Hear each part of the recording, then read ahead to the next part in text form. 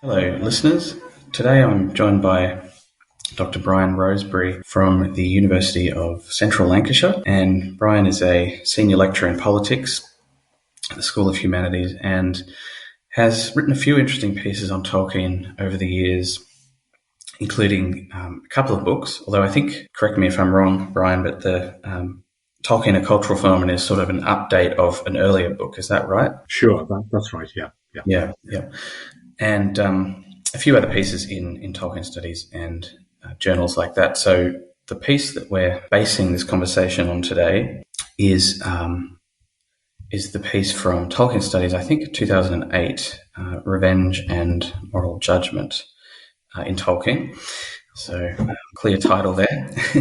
So this paper discusses a few different aspects of Tolkien's work, but in particular today I was interested in talking to Brian about the Turin story and the implications of the Turin story for moral judgment, as the title suggests, but also the issue of, I suppose, tragedy as well in Tolkien, and obviously the Children of Húrin, or the Turin story, being perhaps the major tragedy of Tolkien's work, although there are others. It's a great place from which to begin or to launch that conversation. So that's sort of the outline for the conversation I was hoping to have.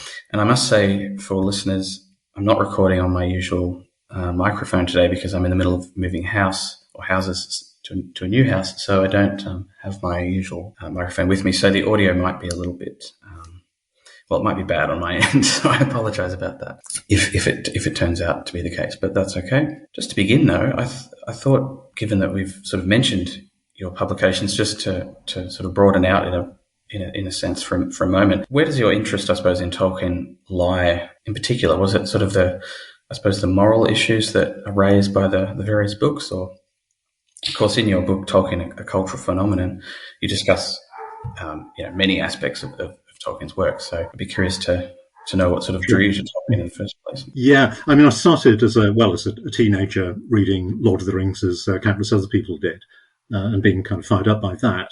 And my main work on Tolkien really comes from the angle of a fairly conventional literary critic who's bringing a sort of essentially, I suppose, aesthetic kind of response to the text and trying to explain why it works and when it doesn't quite work, and so on, doing that kind of literary judgment.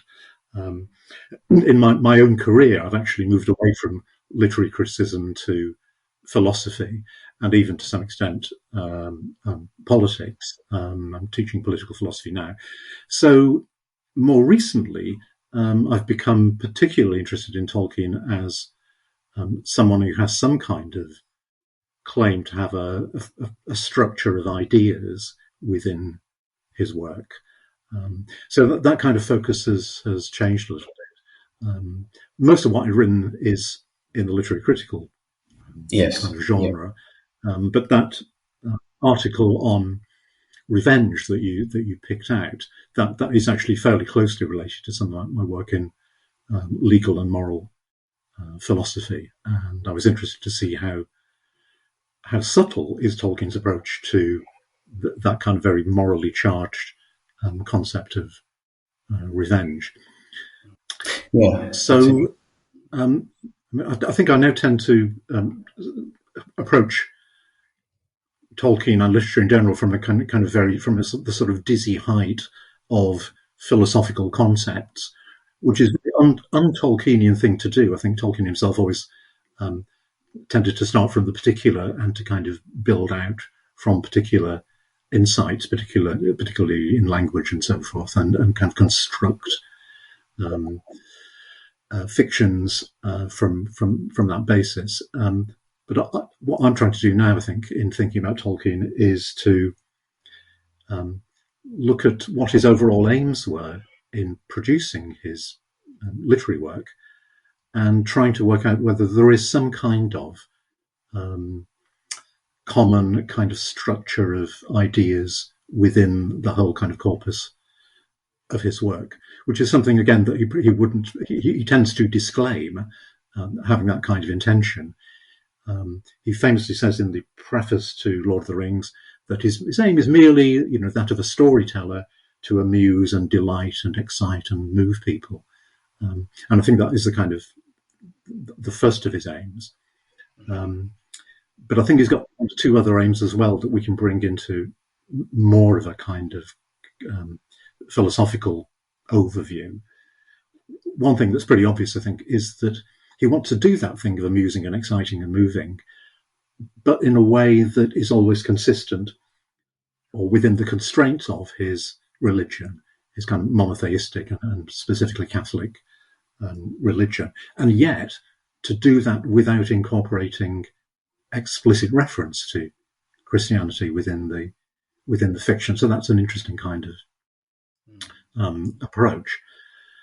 And then the third aim is to use, which is perhaps most relevant to Children of Húrin, to try to do justice to the reality of human experience as he perceives it, and as he sees it expressed in the literature he admires, which is mainly, Old English and Middle English literature. So with all that in mind, I kind of trying to think, and I tried to bring this out in the article on revenge, tried to see if there's, what kind of thinking about ideas, thinking about kind of moral principles and so forth is going on in his writing, and see if we can tease out some kind of overall view.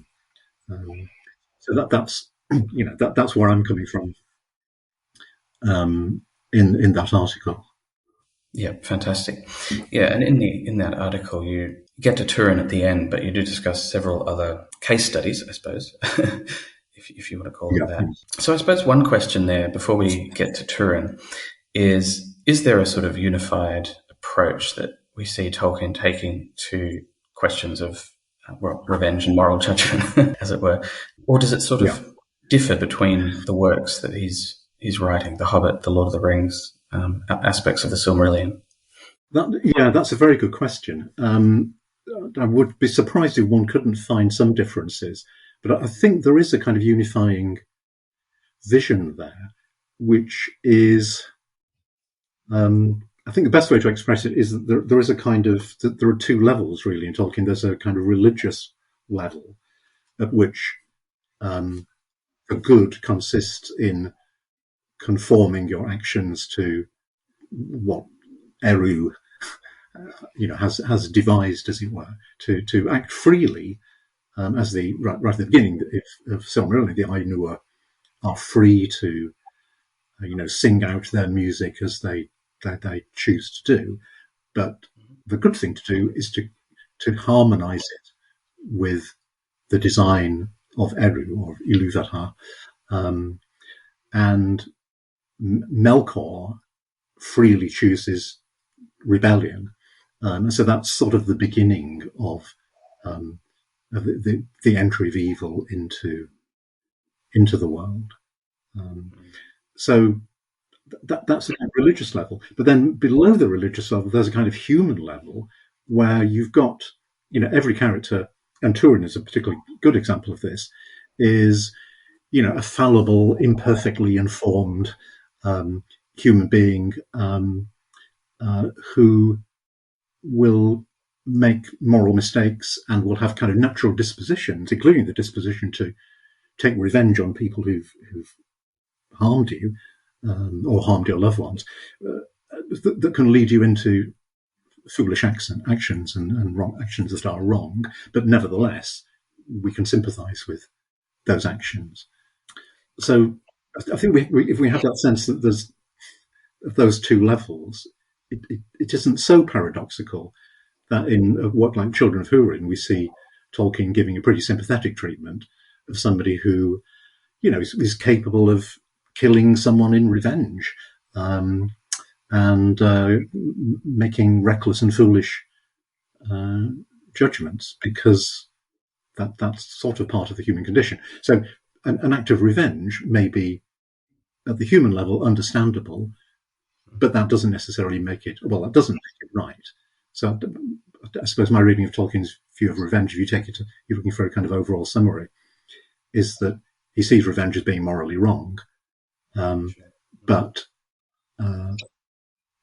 he sees, well, not only that some individuals may understandably yield to the temptation of revenge if they're sufficiently provoked to do so, but also that some cultures may build in a kind of revenge principle into their code. And again, that's partly something I look at in the article, that the Old English and sort of Scandinavian cultures that he studied typically do have a kind of revenge code within them, and his Christianity means he can't exactly endorse that, but at the same time, any human culture has to take account of the existence of these emotions, which include, lust and other kinds of, and fear and other kinds of emotions, but certainly would include revenge as well. So in the article, I try to kind of bring out how he deals in quite a nuanced way with these different occurrences of revenge in a human society. Yes, and perhaps one great example there is Helm Hammerhand, who you mentioned fairly early on, and in concert with Bjorn as well, of course, who you say sort of act out of sort of an archaic system of values, in a sense, I suppose, from our perspective. And as you say, Tolkien doesn't quite condemn them, but he doesn't quite endorse their actions either. So there are a couple of interesting examples. Yeah, well, Beorn is an interesting case because, if I remember rightly, we see that he's extracted information from the goblin and the warg, presumably by doing something pretty nasty to them, and then he sort of nails them to a tree or whatever. And Tolkien's comment, the narrator's comment, is simply Beorn was a fierce enemy, and that seems to, as it were, avoid expressing a moral judgment. In a work like The Hobbit, you feel, well, that's part of the process of dramatising a sort of pagan kind of society, and one shouldn't ask for too much kind of moral judgment in the context of a children's book that's trying to do that. But he certainly doesn't seem to think that Beorn, dangerous though he is, should be regarded as one of the bad guys. He's more one of the good guys who can sometimes do things that, certainly by a Christian level of judgment, or many human levels of judgment, would be indefensible. And you write in the article in reference to Bjorn and Helm, and I apologise for quoting your article at you, but I did like this line. If they existed in the real world, and this is page 9, someone like Tolkien might express a judgment on them as follows. They act as redoubtable as a redoubtable person might act had he not been vouchsafed the special moral insight of Christianity, its message of forgiveness, mercy, and self-sacrifice. Their actions cannot be approved, but they can be respected. So I suppose that sort of gets it. Yeah, I mean, I don't want to take us off on a path into my other kind of philosophical writings, but that distinction between approval and respect is something I try to develop in an article in Moral Philosophy, where I try to say that we can respect something, an action that we disapprove of, if we say to ourselves that we ourselves might have committed that action, and not frivolously, but after carefully considering, we might ourselves have committed that action, knowing that it was wrong, but feeling that in some way our lives would be spoiled if we didn't do it.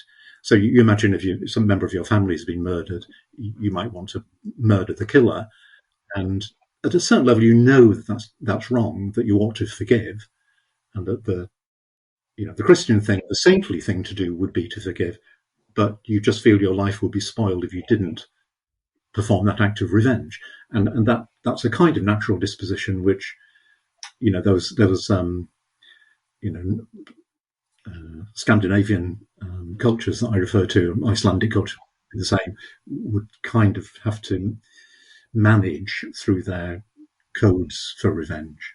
Yeah, and I guess that brings us to Turin. So I suppose one response I've seen in readers of the story, especially I guess the Silmarillion version, but really every version, is to judge Turin, I suppose, first of all, in a moral sense, but also, I suppose, in a prudential sense. There'll be responses to the effect that had I been in this position, I would not have made this choice because presumably, in parentheses, the reader is saying that they possess a higher level of judgment than Turin apparently does in the story. People often react to Turin's character. He's an idiot. He's a fool. He doesn't know what he's doing. These sorts of things. Yeah. So, I've always been interested in that because my own reading of the story, it was always one of empathy and pity for Turin as opposed to sort of judgment of him. And I've been interested in that dichotomy and wonder why that might be the case for some readers. So I guess to start, where do you see that? And I know in our email exchange quite a few years ago, I had emailed you about your book, Tolkien, A Cultural Phenomenon, where you'd sort of, in the chapter on the Silmarillion, you had said something to the effect of, the story doesn't quite work. We're not really given reason to empathise with Turin. And I do agree with that in regards to the Silmarillion story. In the Children of Húrin, of course, we have a fuller narrative. Yeah, so I'd be interested in your perspective there. Yeah, I think you're dead right on that. I mean, I have changed my view, my response to Turin between those two texts, even though I suspect if I'd been diligent enough to read all the versions of the Turin story that Christopher Tolkien edited over time, will probably have found the material for that more sympathetic reading. But I mean, when I read the Children of Húrin now, I oscillate between thinking, feeling critical towards Turin and feeling very sympathetic to him, but predominantly feel sympathetic simply because he has been so wounded. He's in some ways he is a wretch in the sense that Tolkien picks up in his writing on Finn and Hengist, where he says, I think the Anglo-Saxon word or the Old English word is raka, meaning someone who is exiled, outcast, ripped away from his home, deprived of his inheritance, and sort of cast into an unfriendly, sometimes hardly intelligible alien world. And Turin is like that. He's, he makes things worse for himself. But then that's a fairly common human experience, isn't it? To be thrown off your balance and then make things worse because of your struggle to recover it. So, I think assume we are being invited by Tolkien to be broadly sympathetic to Turin. And he does make quite a point of emphasizing Turin's gentleness. There's his kindness to Sador, for example, the lame guy. He's kind of empathy for Sador. There's the care he takes of his sister, where he's described, I think, as not kind of following her around, but kind of watching her from a distance to make sure she's okay. And then when we come to the incest, the Tolkien departs a very long way from his models there. And I just kind of checked on some of the comparative cases to see where he does move from it. If you look at the original story of Kullervo in the Kalevala, which is the obvious model in a way for Turin, his incest with his sister is accidental, but he abducts and seduces her after propositioning several other girls. So, the others refuse him and finally he whisks away his sister. And that's a close analogue to the Turin case. It has the same suicide by leaping off a precipice in her case and leaping on his sword in Kullervo's case. And then when Tolkien did his own version of Kullervo, or drafted a version in his early 20s, that he gives us a version of that story which is essentially the same, actually, but one or two subtle differences are made. It removes Culliver's prior attempts to pick up other girls.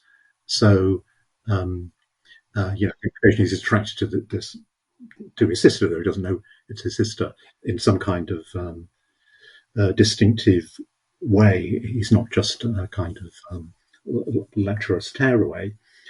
And there's quite a lot of emphasis on Culliver's mind having been distorted by the curse that's placed on him by Asemo, I think she's called. And the style, when it comes to the style, when the seduction is described, as you perhaps expect with Tolkien, it's somewhat sentimentalized. We hear that they have become lovers through the words, yet was she fair and he loving with her, so that not long did she resist him, and they abode together in the wild.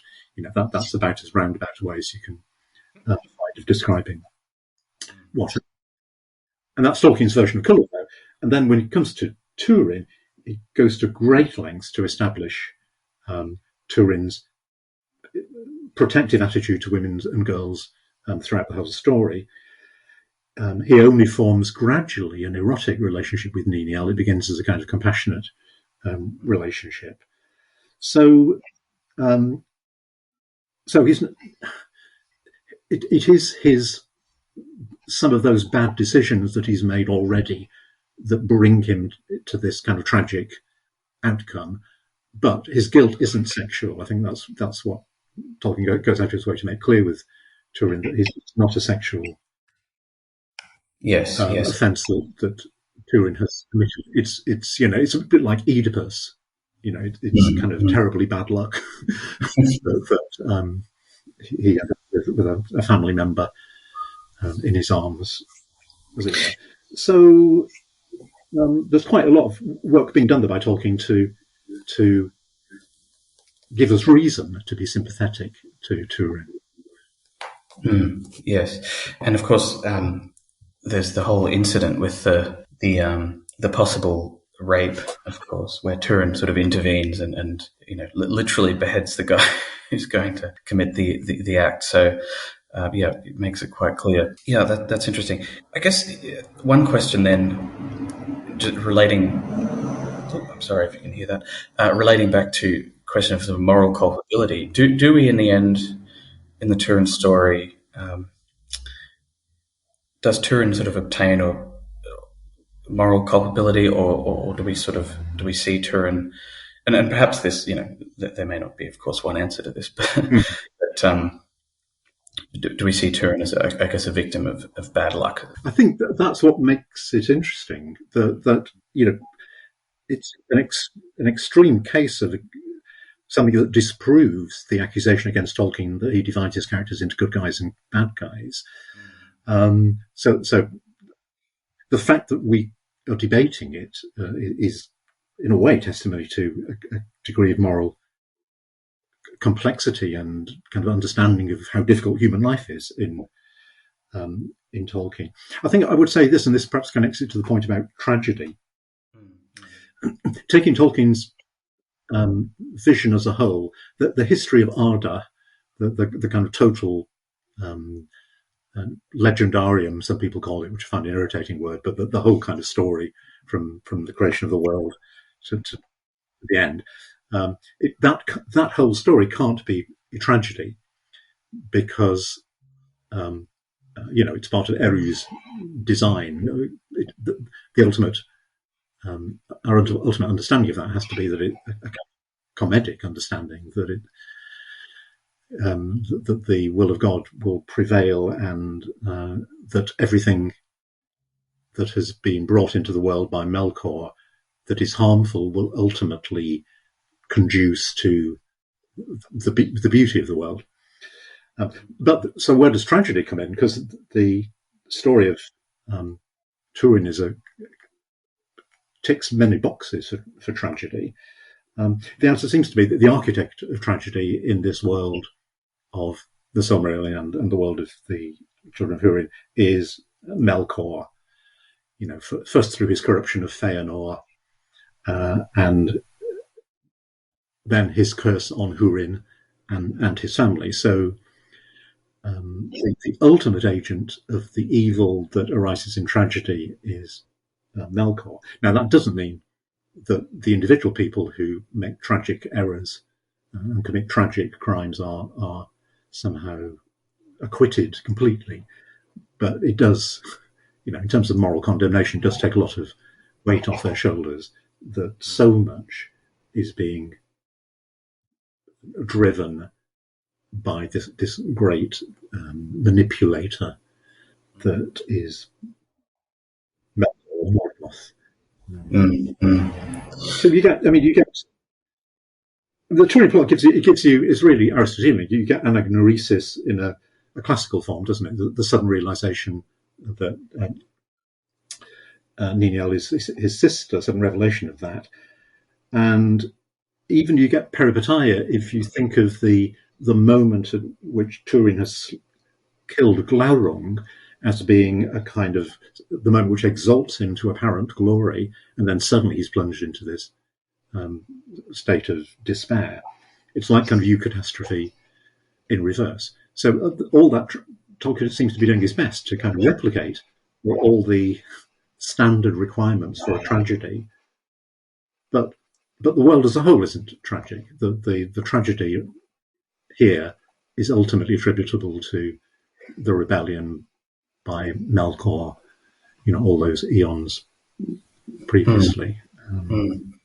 So I suppose that raises a question again about the choices that Turin makes, and I mentioned before that many readers have this sort of visceral reaction, I'd never have made that choice. I wouldn't have done this. I wouldn't have done that. And you've mentioned that Turin is sort of obviously imperfectly knowledgeable. He doesn't have complete knowledge of his surroundings and his and the choices of Morgoth or Thingol or other characters. So do you think that? Well, I suppose it's a hard question to pass, but does the curse of Morgoth, I guess,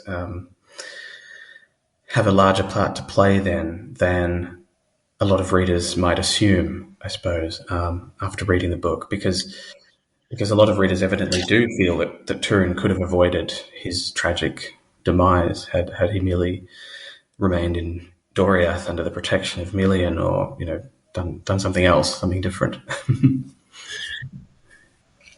Yes.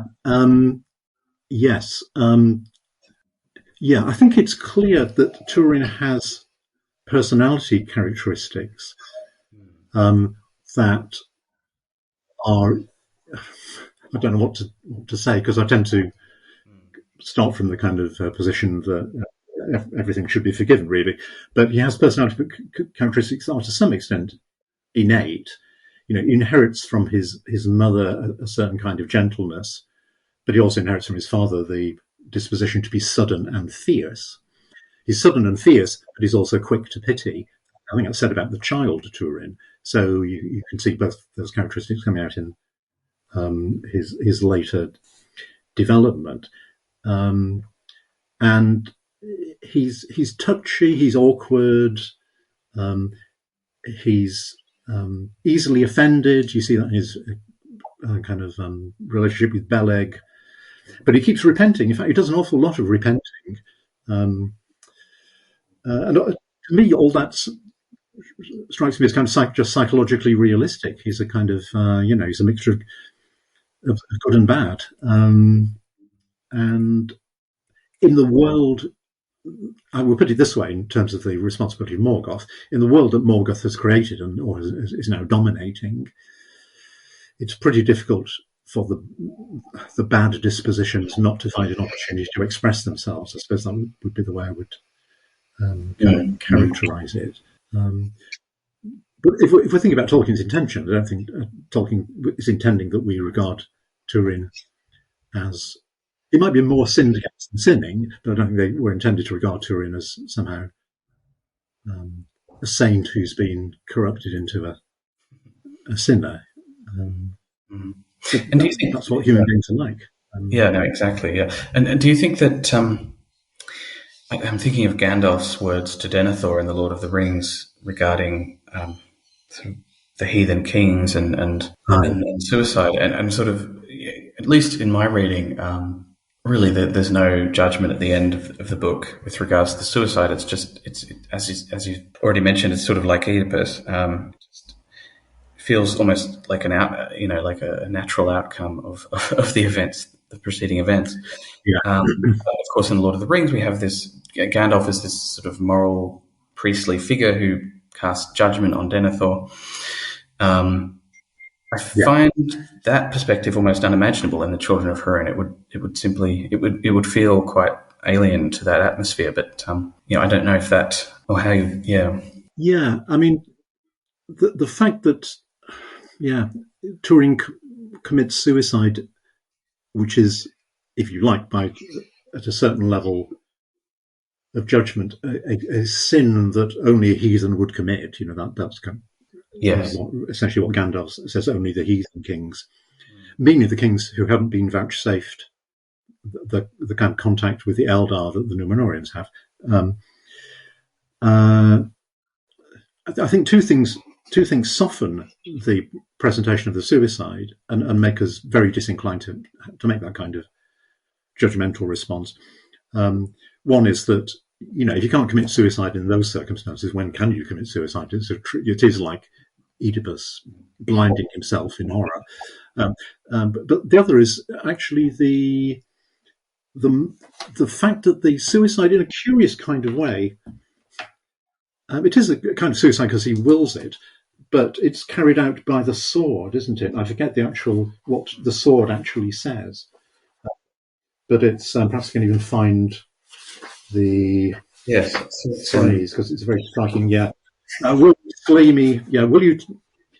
He says to Gurthang, the sword, will you take Turin to about will you slay me swiftly? And from the blade rang a cold voice in answer, yes, I will drink your blood, that I may forget the blood of Beleg, my master, and the blood of Brandir slain unjustly. I will slay you swiftly. And of course, the two people he mentions, Beleg and Brandir, have been killed by Turin using the sword. Nevertheless, the fact that there's a kind of the sword has a kind of agency there makes you feel a less intense awareness of Turin's own responsibility for the action. As if he's saying to the sword, "You kill me because that is appropriate as a kind of punishment." Yes. I suppose, that's interesting. Of course, Nienor's suicide is perhaps a little more self-willed, as of course is Húrin's. We hear about him just as perhaps counterexamples to that. But yes, you're right. There's a lot that suicide. If you think about Othello or whoever, is a kind of a property of the tragic mode, isn't it?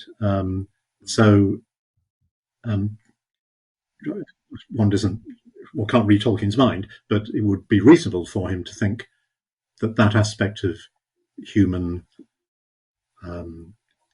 life and human culture that is expressed by tragedy should find a place in his work, and that would make it appropriate, I think, for him to feel that he had maintained consistency with his Christian position if he allows these tragic things to happen, but to be explicable within the kind of overall design of the story of Arda. And perhaps I can just say one more thing on that in this kind of general area, and then I probably shot my boat as far as this aspect is concerned. But there's something that really struck me reading the Children of Húrin again recently, was the debate between Gwyndor and Turin in Nargothrond over how to respond to the threat from Morgoth. Gwyndor essentially suggests a kind of guerrilla tactics combined with staying as secret as possible. The essential thing is not to display yourself in open battle, but to kind of harry Morgoth's forces. And Turin is all for going out and fighting a pitched battle and making a great kind of display of his military heroism.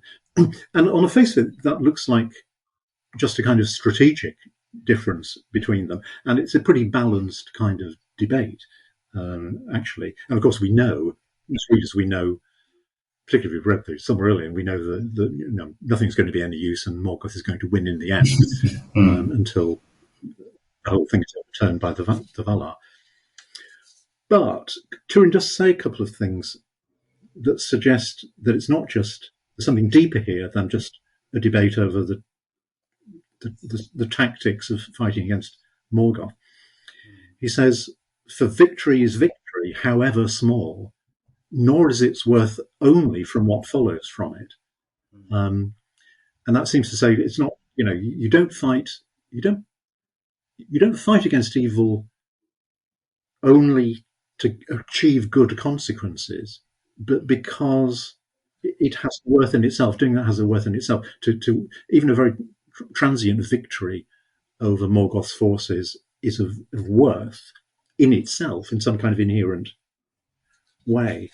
It's a bit like, I was thinking, it's a bit like some football supporters think that even in a season where you get relegated, one good game, that really sticks in your memory, it becomes part of the kind of one great performance. It becomes part of the kind of history of your club.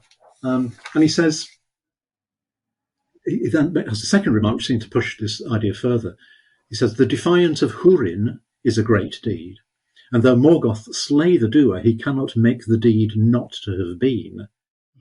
So even a deed which is followed by defeat, it's still there in the story, as it were. That's roughly the idea.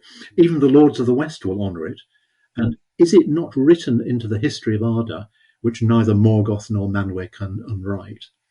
And that seems to imply that, if you go beyond Morgoth and Manwë, who do you come to? There's only God beyond that.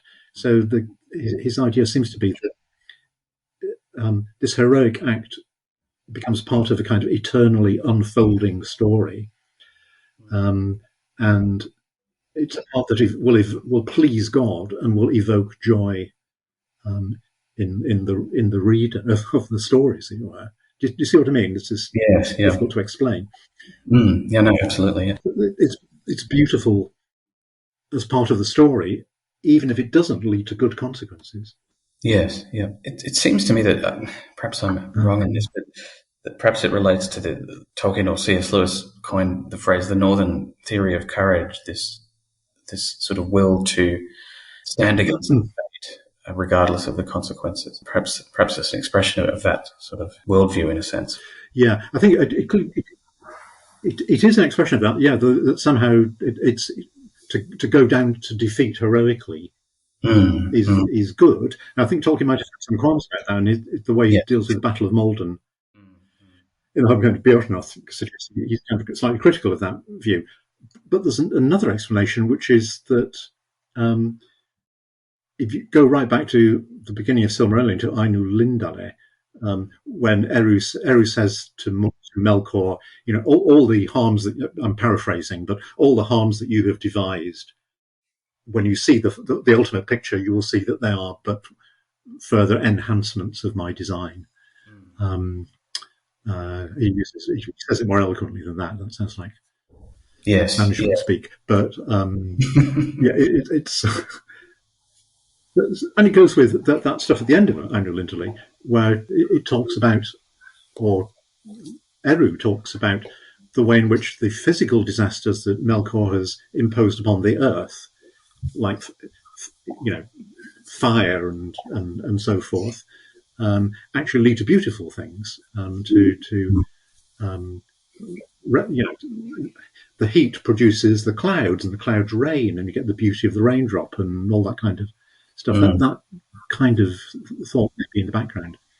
That in an eternal perspective, these terrible events a kind of beauty which is part of their worth. And I'm not kind of just interesting. I don't actually have any religious beliefs. I'm not necessarily signing up to this view, but I'm just trying to see how Tolkien might have.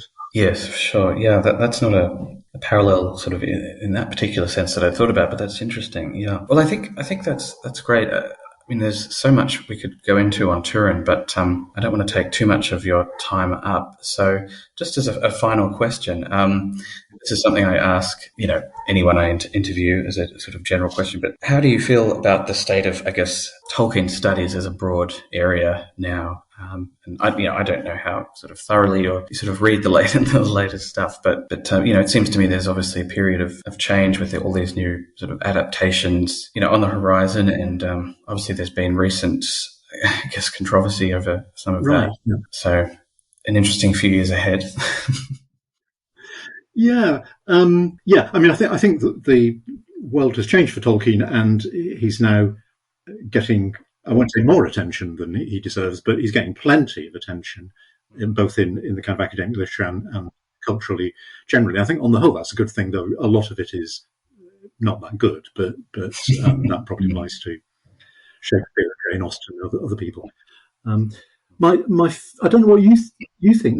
My feeling about the upcoming thing is it coming from Amazon or something, where they're going to dramatise the Second Age. Yep.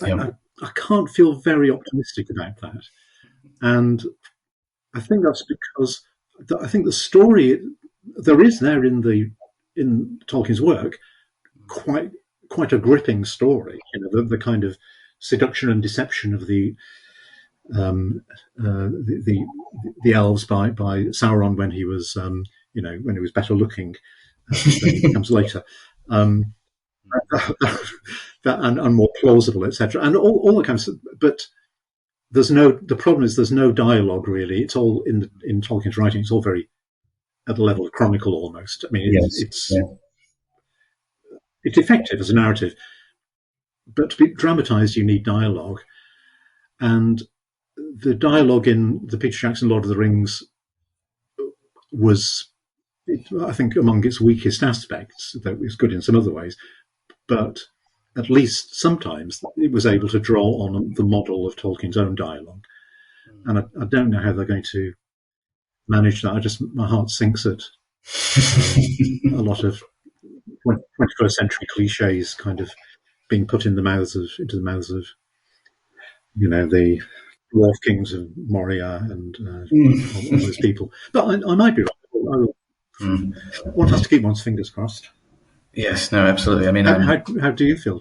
Yeah, I probably similarly. I mean, as you say, there's not a great deal of dialogue that's sort of close in narrative, apart from Eldarion and Arendis, but they're not adapting that. So it'll be sort of the later period, as you talked about, the seduction of the elves, etc.